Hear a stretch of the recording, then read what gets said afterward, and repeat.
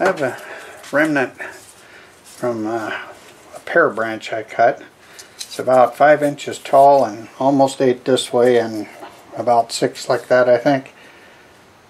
There's a big crack in here and it looks good up there.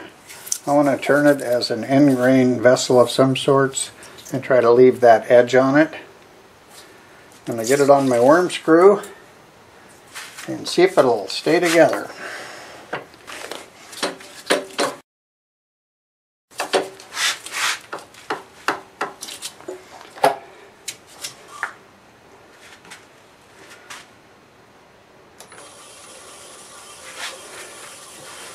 Bring this up and establish a center.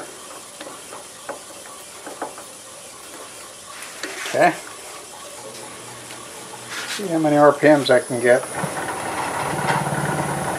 We have 1,000 there. That actually isn't too bad.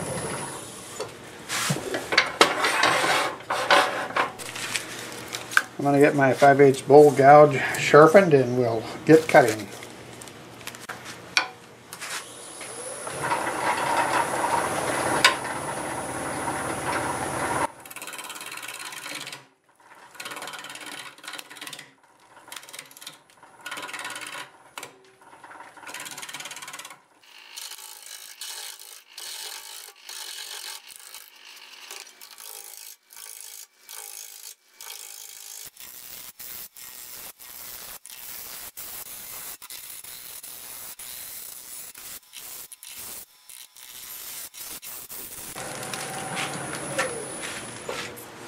Boy, I like that. That is pretty. I think before I get carried away here, I want to get the top flattened so I know how much I'll have left there.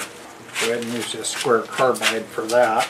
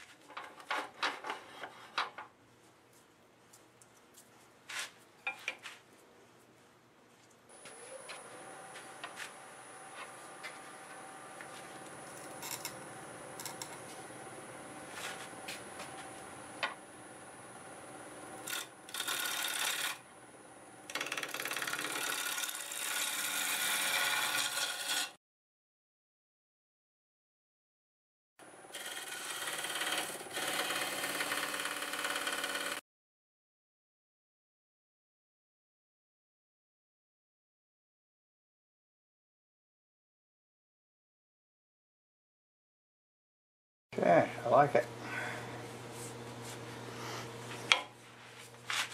I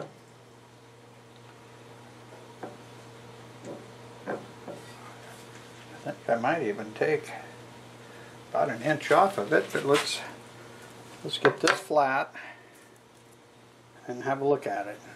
There's some pretty cracked up looking wood there, and that would go away.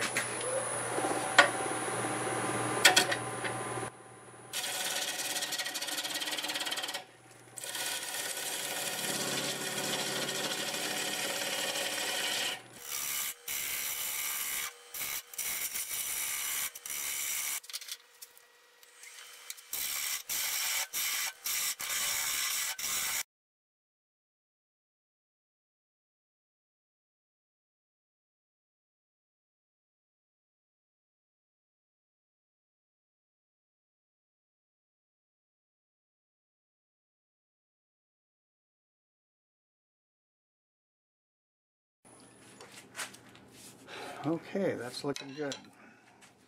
I got that little crack out of here. I still have some really soft wood. This crack is really minimized, and the wood is very pretty.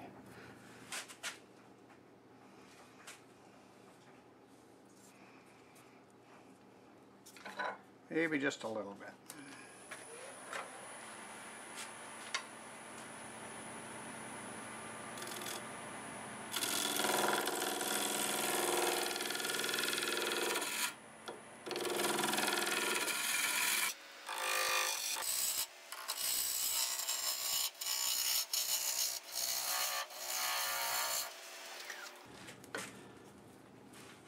clean this up with a negative rake scraper.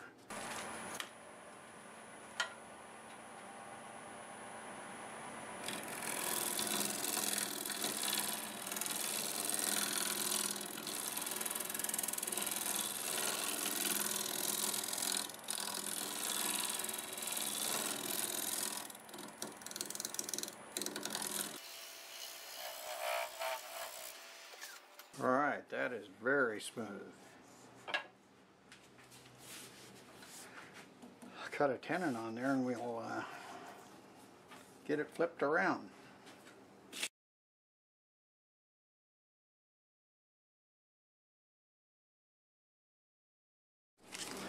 All flipped around, I'm going to go ahead and cut this out of here, and I'll probably go ahead and drill a couple-inch hole in here and then start hollowing it out. Go ahead and use this same carbide to do that.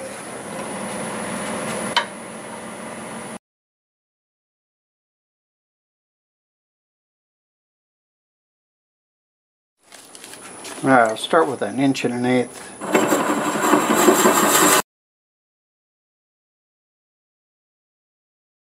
Okay, now a 2-inch hole.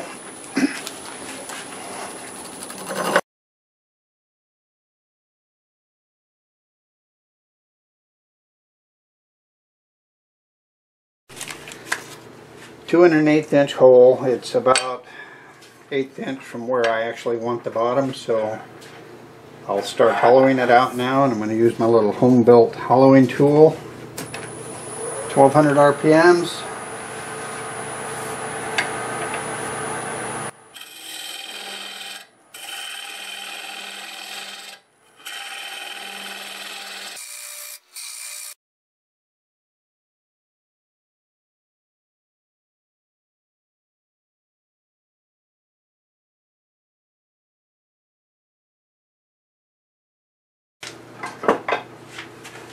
I'm going to taper this a little bit to match the underside and then have a look at it.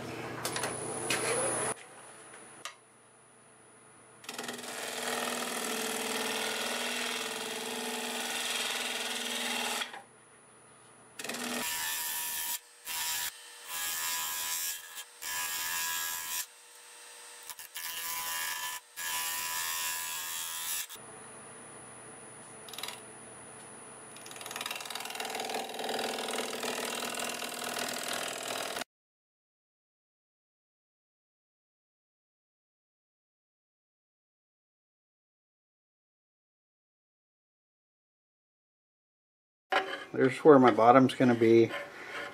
The walls are 3/8 to there.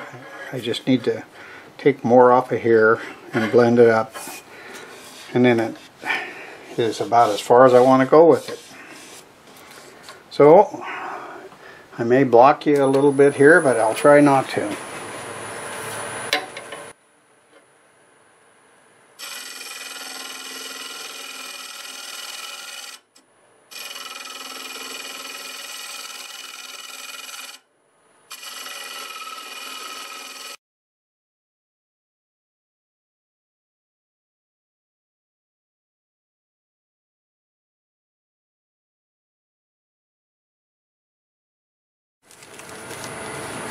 I'm going to go ahead and scrape it now.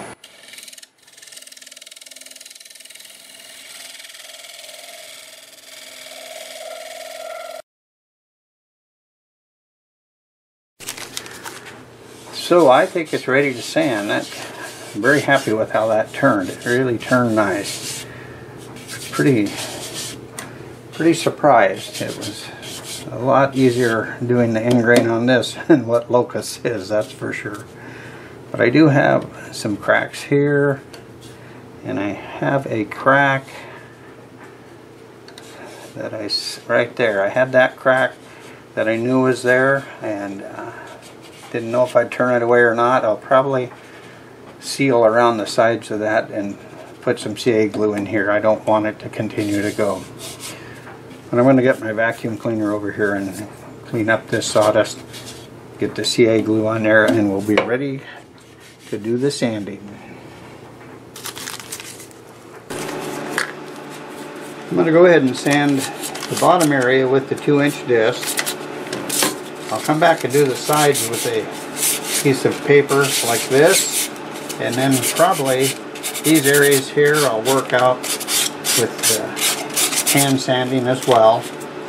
And I may use the Sandiflex on the bark. I want to try to get that whitish looking color off, but the bark is rugged. I don't want to catch it and rip it off, so I'm not sure whether I'll use a wire brush or the Sandiflex, but I'll be doing it like this.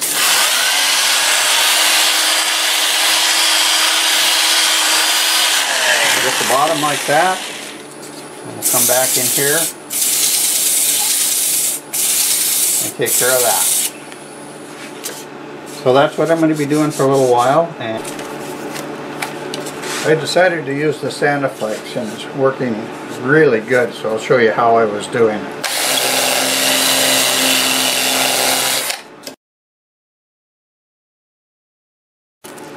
Okay, see you in a little bit. I got it all sanded up to 500 grit.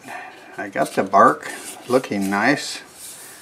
It's time to put some sanding sealer on it. I'm just looking forward to seeing what this pear looks like on the back side, and I'll let you see that, but then I'll finish the inside.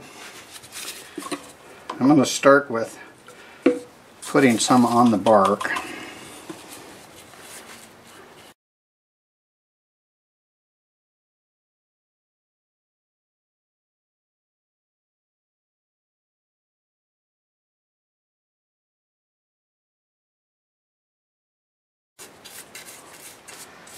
That's going to really soak it up.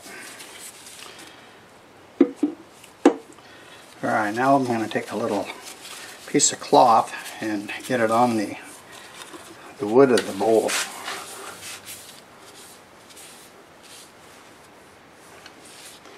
That's going to be pretty.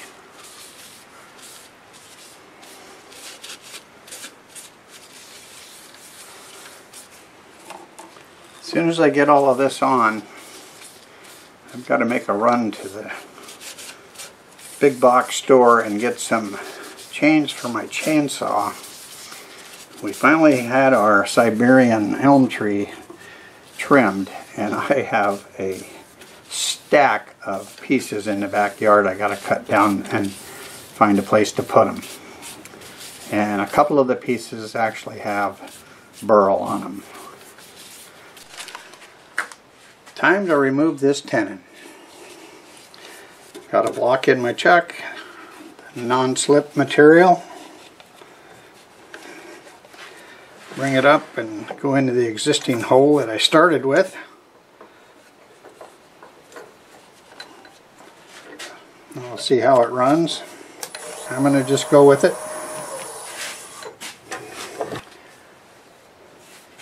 I'm going to start with a 3/8 bowl gouge.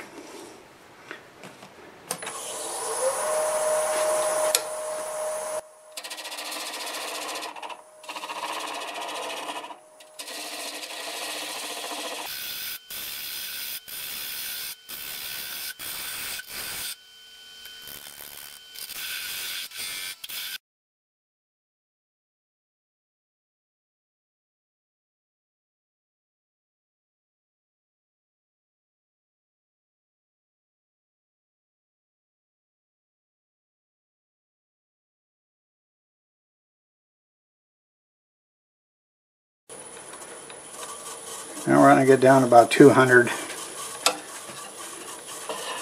We'll start cutting that away. Pushing against the bottom with the bevel and my left hand on the stop button.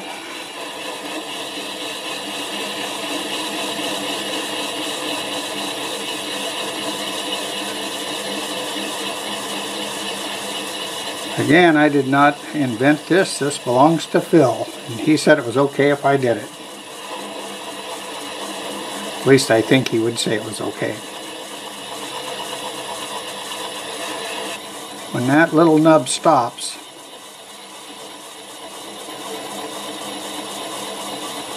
and we're through.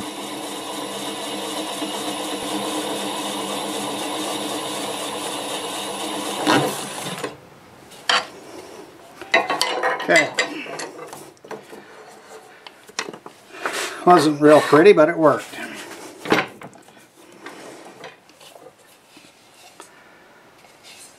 We'll just sand this off here and get a finish on it, and we can wrap this one up. Well, here is the little end grain turning from Pear. Really beautiful wood. Nice contrast. That was the shape of the log that I turned it from. I think it's really an unusual shape and I like it a lot. I cut a little concaved dish shape into that top. I don't know if you can kind of see that there. It just kind of scoops out just to put a little interest in it. The bark itself is real coarse and kind of lumpy feeling. Really nice, and it stayed on quite well. As fragile as it looked, it didn't fall off. 7.5 inches across the long ways, and it's 6 inches across the narrow way. It's 4 inches tall at the tallest, and the base is 3 3/8. I finished it with sanding sealer and then shellac.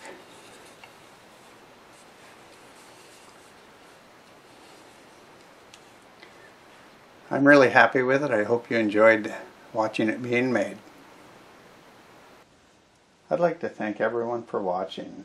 If you liked the video, please give it a thumbs up.